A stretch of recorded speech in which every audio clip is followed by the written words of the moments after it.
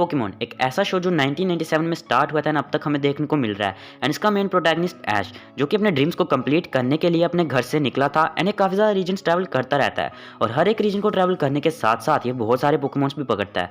But सिर्फ इतना ही नहीं, इन पोकेमॉन्स के साथ साथ उसे अपनी जर्नी में बहुत सारे ऐसे पोकेमॉन्स भी मिलते हैं जिनको वो बीफ्रेंड करता है, उनके साथ एक बहुत अच्छा बॉन्ड बना लेता है, बट किसी वजह से वो उनको नहीं पकड़ता या फिर उनको रिलीज कर देता है। Hey the boys and girls, welcome back to our channel with yet another video. And हम सब जानते हैं कि यार ऐश केचम के पास अब लिटरली 80 प्लस से ज़्यादा पोकेमॉन्स हो चुके हैं, बट उसके पास कुछ ऐसे भी पोकेमॉन्स हैं जो अनऑफिशियली उसे बिलोंग करते हैं। अब तुम कह सकते हो कि उनके साथ ऐश ने ट्रैवल किया है, उन्हें कमांड किया है या कुछ देर के लिए वो टेम्परेरी ऐश के पार्टनर बन गए थे। और आज हम कुछ ऐसे ही पोकेमॉन्स के बारे में बात करने वाले हैं जिनके बारे में शायद तुम्हें याद हो, शायद ना हो। सो अगर तुम्हें वीडियो पसंद आएगी तो वीडियो को लाइक करना, चैनल पर नहीं हो तो सब्सक्राइब करना और वीडियो को शेयर करना मत भूलना। So without any further ado, let's get started.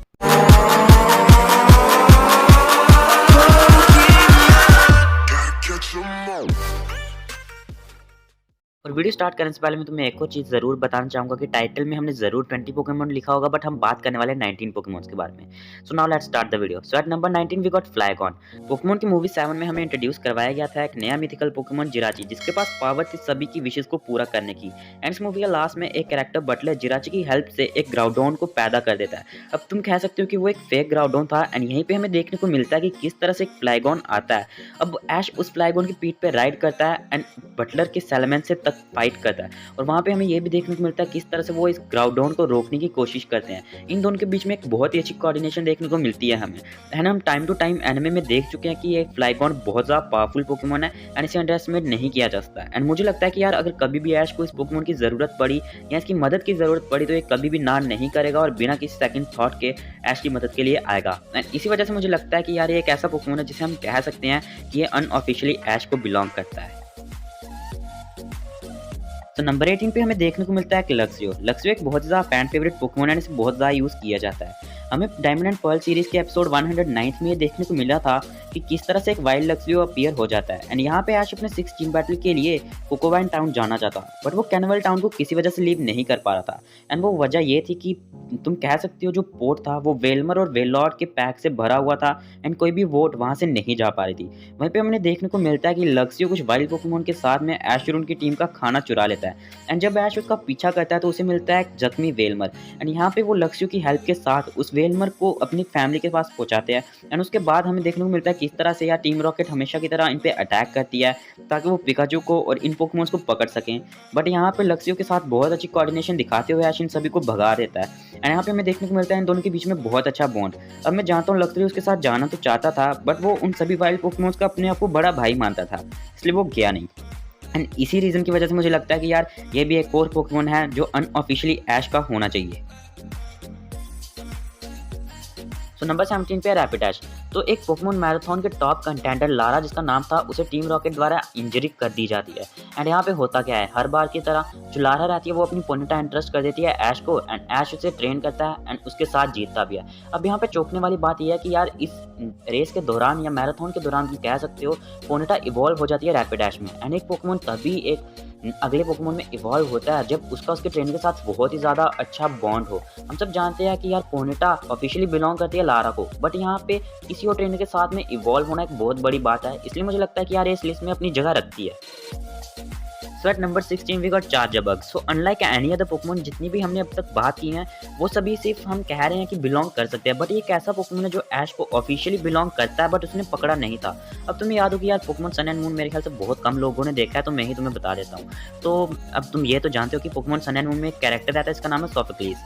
तो जब वो उसकी फेयरवेल पार्टी के लिए ऐश एक चार्जबग पकड़ता है एंड लिटरली ये पोकेमॉन उसी ने पकड़ा है, बस फर्क ये है कि उसने इसे केज में पकड़ा था ना कि पोकेबॉल में। यानी उसे चार्जबग को तुम कह सकते हो गिफ्ट कर देता है, जो कि आगे चार्जबग रेस में हमें दिखाया जाता है। अब इसके बारे में ज़्यादा तो है नहीं कहने के लिए, बस यही था कि ये पोकेमॉन ऐश को बिलोंग करता है and this is unofficially Pokemon that Ash got.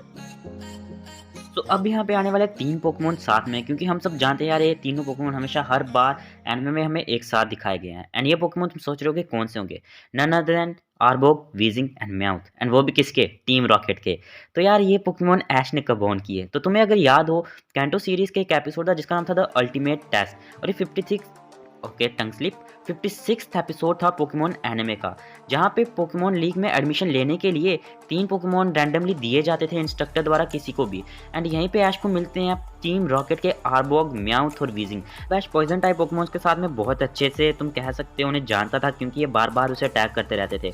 And जो इंस्ट्रक्टर रहता है वो उसको काफ़ी अच्छी फाइट देता है, बट उसको जीत नहीं पाता। एंड देखा जाए तो यहाँ पे बीच में थोड़ा सा टीम रॉकेट का झोल रहता है, जिसकी वजह से ऐश को एक सेकंड चांस दिया जाता है, बट वो सेकंड चांस को बिल्कुल भी नहीं लेता। वो कहता है मुझे किसी की सिंपैथी से नहीं जीतना, मैं अपना एक्सपीरियंस गेन करूंगा एंड फिर पोकेमॉन लीग को चैलेंज करूंगा।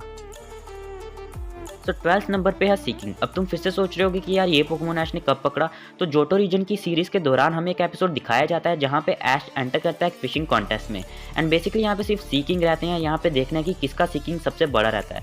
यहाँ पे ऐश एक सीकिंग पकड़ता तो है, बट यार रूल्स के अंडर वो इस पोकेमॉन को अपने साथ नहीं ले जा सकता था, इसलिए उसे रिलीज करना पड़ा।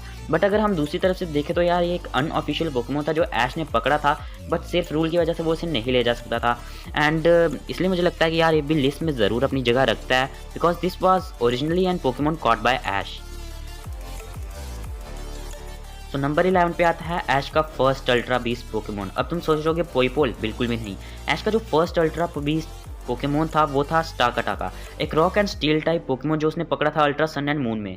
जब ये पोकेमॉन सीधा पोकेमॉन अकेडमी में ही आ चुका था एक अल्ट्रा वर्महोल के थ्रू। एंड हम सब जानते हैं यार इस पोकेमॉन का ऐश के साथ एक बहुत अच्छा बॉन्ड बन गया था, जहाँ पे ये बहुत ज़्यादा गुस्सा भी हो जाता है एक बार, बट ऐश इसे कियावे के साथ मिलकर शांत कर देता है। तुम सब कह सकते हो कि मेन रोल ऐश का ही था। एंड वो इसकी मदद से फिर ऐश इसको पकड़ता है। एंड जिस पोकेबॉल ने इसको पकड़ा था वो बेसिकली ऐश की ही थी। तो हम कह सकते हैं कि यार ये पोकेमॉन इनडायरेक्टली ऐश का है। पर तुम सब जानते हो कि अल्ट्रा गार्डियन अपने पास इन पोकेमॉन्स को रखते तो नहीं थे, इसलिए वो अल्ट्रा बीस्ट को रिलीज़ कर देते थे। एंड इस पोकेमॉन को भी उसने रिलीज़ कर दिया।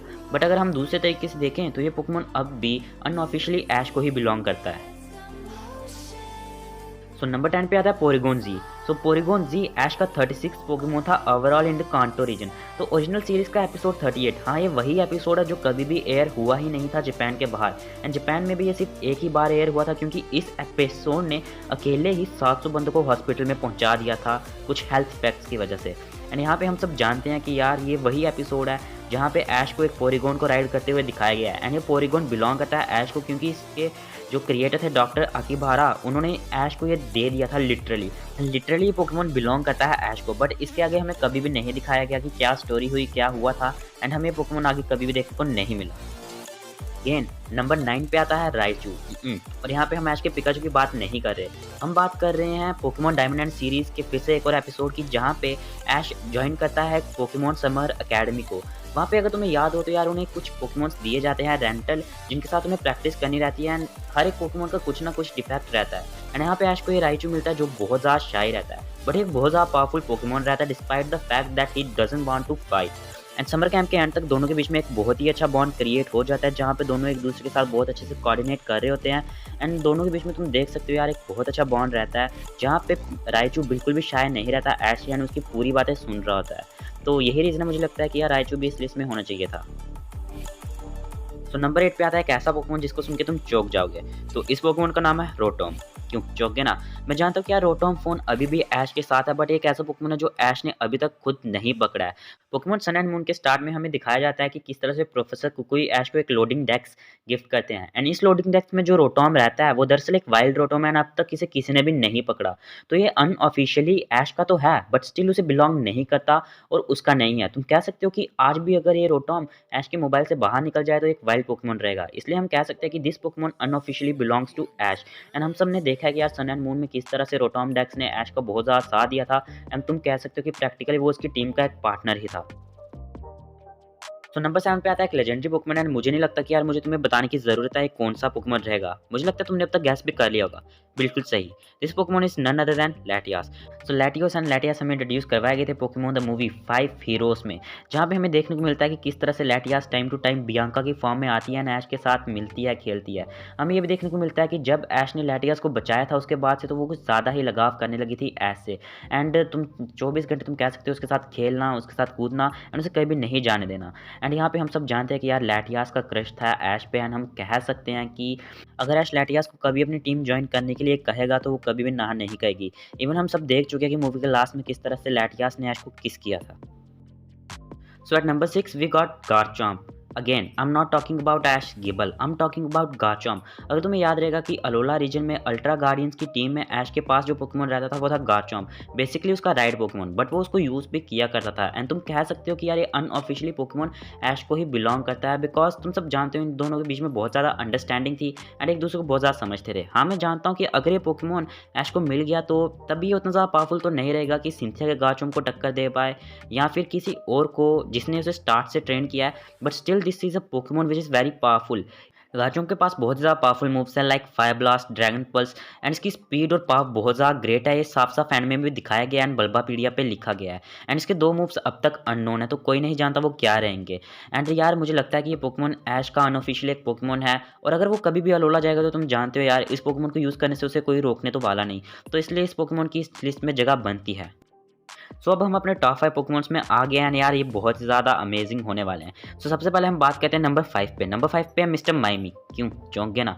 हाँ, मैं जानता हूँ कि यार मिस्टर माइम असल में ऐश का पोकेमॉन नहीं है, वो डेलिया का पोकेमॉन है जो कि उसकी मॉम है। बट हम कैजुअली देख चुके हैं कि किस तरह से ऐश टाइम टू टाइम इसे यूज़ करता रहता है। अभी फिलहाल ही पोकेमॉन जर्नीस में भी ऐश ने इस पोकेमॉन को यूज़ किया था, जहाँ पे उसने एक टूर्नामेंट में पार्टिसिपेट किया था एंड इसकी मदद से, मिस्टर माइम की मदद से एक हरियामा को हराया था एंड बाद में वो एक माइटियाना से हार गया था।